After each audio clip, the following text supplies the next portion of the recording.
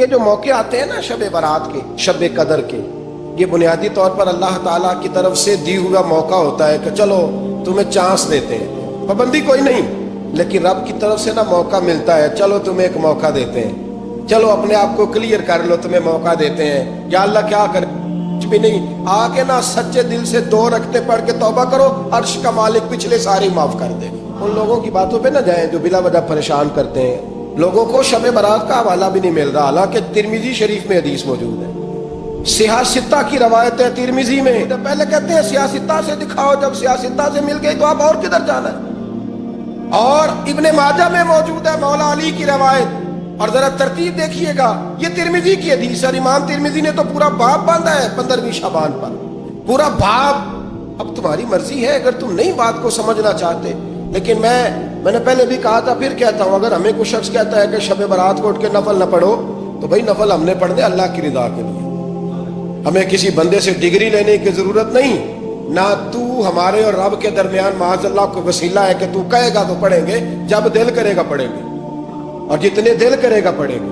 ہم تو نفل کہہ رہے ہیں اس کو، ہم نے کب کہا ہے ضروری ہے جو عشاء پڑھ کے سو جائے فجر تک سویا رہے، ہم اس کو گناہگار نہیں کہہ رہے، لیکن یہ ضرور کہیں گے کہ گولڈن چانس مس کر دیا اس نے چانس مس کیا ہے، یہ تو اللہ کی رحمت کا موقع تھا۔ حضرت سیدہ عائشہ صدیقہ رضی اللہ تعالی عنہا ارشاد فرماتی ہیں کہ شعبان کی 15ویں رات تھی، یعنی شب برات کی رات، فرماتی ہیں شعبان کی 15ویں رات تھی، میں نے اچانک نظر ڈالی تو حضور میرے بستر میں تھے، پھر میری نظر پڑی تو حضور نہیں تھے، میرے دل میں گمان آیا، خیال آیا کہ شاید کسی اور زوجہ کی طرف حضور کا میلان تباہ ہو گیا ہو، وہاں تشریف لے گئے ہوں۔ فرماتی میں اٹھی باہر گئی تو نبی کریم علیہ السلام جنت البقیع میں تھے، قریب ایک جگہ پہ حضور دعائیں مانگ رہے تھے۔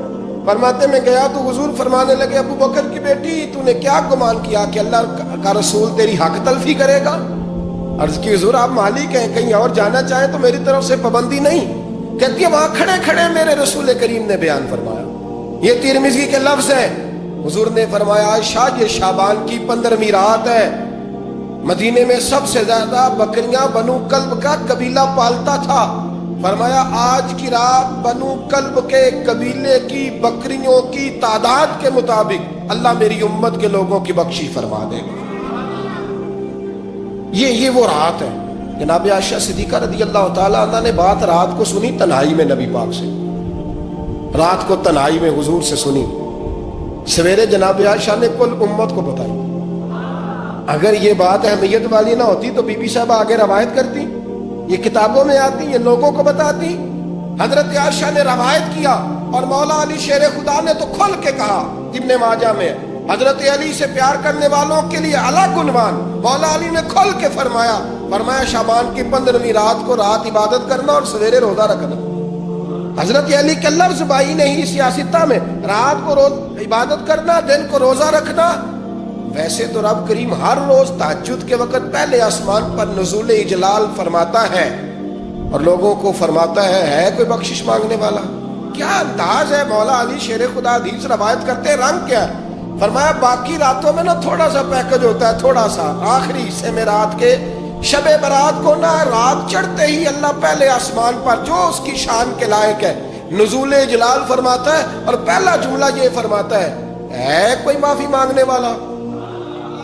اللہ کرے آپ کو سمجھ آئے، یعنی معافی دینے والا کہہ رہا ہے چلو آؤ ادھر آؤ ذرا معافی مانگو، میں معاف کرنے آیا ہوں، مانگو معافی، ہے کوئی معافی مانگنے والا؟ معاف کر دیں گے۔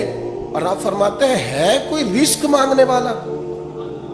وہ جو بڑی درخواستیں دیتے پھرتے ہیں نا مختلف اداروں میں، وہ ایک درخواست نا شب برات والی رات بھی دے۔ اور میں نہیں کہہ رہا، مولا علی شیر خدا فرما رہے ہیں، اور وہ خود نہیں فرما رہے، وہ نبی پاک کا فرمان نقل کر رہے ہیں، اور وہ رسول اللہ صلی اللہ علیہ وسلم کی بات نہیں بیان کر رہے، وہ کہتے ہیں رب فرماتا ہے کوئی روزی مانگنے والا؟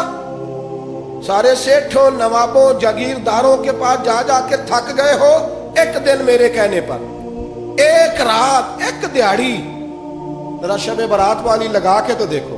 تو میرے رسول پاک علیہ السلام نے ہمیں یہ میسج دیا، پیغام دیا، فرمائے اس رات جو اولاد مانگے گا رب اسے بھی عطا فرمائے گا، اس رات جو اللہ سے بخشش مانگے گا اللہ اسے بھی دے گا، اس رات جو رب کریم سے عزت مانگے گا اللہ اسے بھی عطا کرے گا۔ شارحین نے لکھا اس رات جو رب سے پردہ پوشی مانگے گا، اللہ اسے پردہ پوشی بھی عطا کرے. جو جنت کا سوالی ہوگا رب اپنے فضل سے عطا فرمائے. کوشش فرمائیں, کوشش فرمائیں. 10 محرم کو ہمارے ہاں لوگ جاتے ہیں قبرستان, وہ کسی حدیث سے ثابت نہیں, میں منع نہیں کر رہا, جائیں 9 محرم کو جائیں, 10 کو جائیں, 11 کو جائیں, 8 کو جائیں, سفر میں جائیں, ربیع الاول میں جائیں, قبرستان میں جب بھی جائیں, منع نہیں ہے. لیکن شب برات والی رات تو خود رسول کریم گئے ہیں نا قبرستان. اب جو بات میں نے سمجھانی ہے اس کو سمجھیں. نبی پاک کی والدہ کا مزار نہیں ہے وہاں جنت البقیع میں. حضور کے کو بھائی بہن, حضور کیا کرنے گئے؟ امت کی بخشش کے لیے گئے.